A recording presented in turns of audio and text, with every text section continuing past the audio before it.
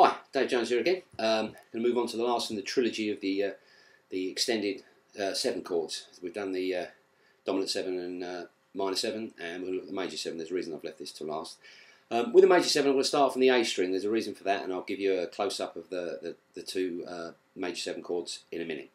So we're going to start off with the A major 7 shape. If you don't know this one, check it out on the website. But that's your basic A major 7 chord, nice bright sunny day sounding chord. So what we're going to do is we're going to change our fingers around. We're going to bar. So we'll start at the 3rd fret. I'm going to bar at the 3rd fret, root note on the C, and we're going to play the A major 7 chord with fingers 2, 3 and 4 respectively. Like I said, I'll do a close up in a minute. And that's your major 7 chord. Again, movable shape. If you check out the bar chord lessons and check out the PDF, you'll be able to play all the major 7 chords in 2 places after this lesson. Now, the reason I did the A major 7 first, and again, like I say, we'll do a close-up in a minute, is because the E major 7 is a slightly different animal. You can play an E major 7 chord using a bar chord, and it sounds very pretty and stuff. But the trouble is, if you hit the high E string, it just doesn't sound that nice. And so I wouldn't advise doing this one. I'd advise what they call, well, what some people call a jazz shape of a major 7, which is still the root note on the E string, and like I say, the picture's up on the website, and I'll show you close up in a minute. But I would advise learning that one, just simply because it sounds better. You have to mute a couple of strings, but I'll show you how to do that in the close up. So we'll move to a close up now, and I'll show you the 2 chord shapes. Okay, so here's the A major 7 bar chord shape. We're going at the 3rd fret, and I can't see all the guitar, but trust me, that's a C note there. So I'm barring across the strings as usual. I'm going to put my 2nd finger on the G string at the 4th fret, my 3rd finger on the D string at the 5th fret, and my little finger on the B string at the 5th fret.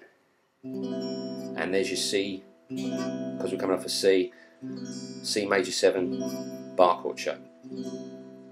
Now for the E major 7, like I say, you can do a bar, but I'm going to show you what they call a jazz shape. In my opinion, it sounds better, and it's getting you in, because as you move past the 7s and start extending to 9s, which I'll do soon, you need to start muting strings anyway. So what I'm going to do for this, I'm playing the G note, 3rd fret, and what I'm doing is I'm playing it with my 1st finger, and I'm leaving my 1st finger trailing down and lightly touching on the A string, so it's dead.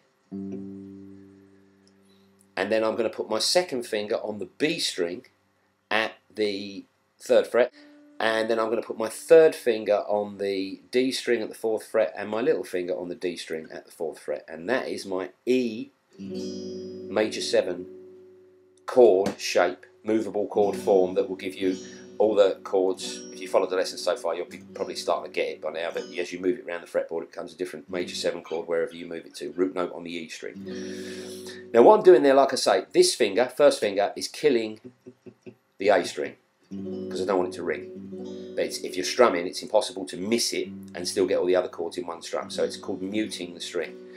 And 2 ways of doing the E string, because you need to mute the high E string. You can either use the fleshy part of this finger to mute it, or you can use this, get it in shot there, this part of this hand, this part of the finger as it comes around let me see now, let's get that in shot, I'm going the wrong way. This part of your finger, as you come around the neck of the guitar, that could mute it. It really is a matter of experimentation as to what works for you.